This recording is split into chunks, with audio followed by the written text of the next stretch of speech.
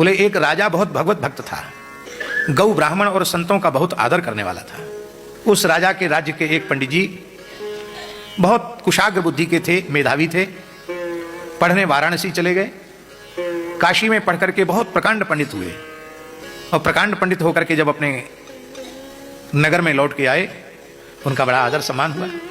तो राजा के पास मिलने गए, राजा ने बड़ा आदर किया, आओ पंडित जी, आपने हमारे राज्य का नाम रोशन किया।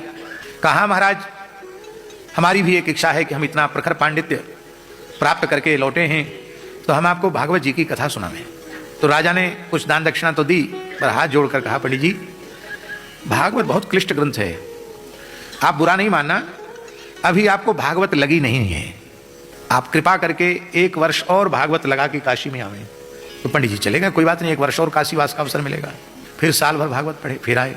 राजा बोला अभी भी नहीं लगी है भागवत, फिर मेरी प्रार्थना है 1 वर्ष फिर चले जाओ। फिर चले गए।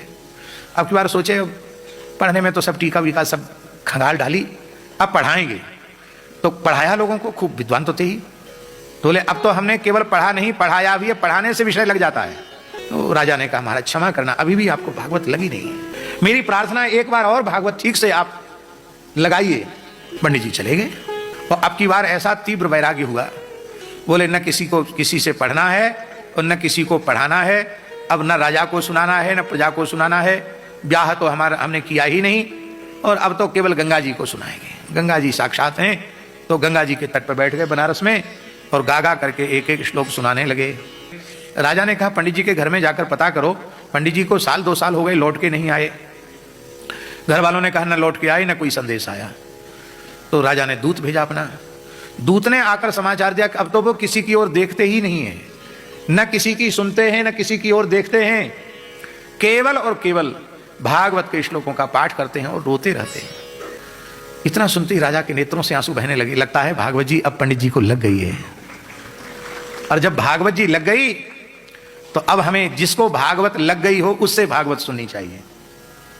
राजा ने तत्काल अपने राजकुमार को शासन संभलाया और स्वयं एक वस्त्र में पैदल चल करके काशी पहुंचा, और उन ब्राह्मण देवता को साष्टांग प्रणाम करके कहा, हे सद्गुरु शुकरूप प्रबोधज्ञ सर्वशास्त्र विशारद, एतत् कथा प्रकाशेन मद ज्ञानम विनाशय विनश्यति विनाशय। पंडित जी ने कहा अब किसी राजा को कथा सुनाने की आवश्यकता नहीं रहेगी। बोले अब मैं राजा बनकर नहीं आया हूं, अब मैं जिज्ञासु बनकर आया हूं। तब पंडित जी ने ध्यान, अरे ये तो वही राजा हैं जिनकी कृपा से हमको भागवत जी लगी है, आपको गुरु रूप में स्वीकार मैंने कर लिया है, आप मुझे अपने जिज्ञासु शिष्य के रूप में स्वीकार करें। हमारे महाराज जी कहते थे, कथा सुनकर विरक्त नहीं हुआ शरीर संसार से, आसक्ति ममता समाप्त नहीं हुई तो कथा सुनी नहीं।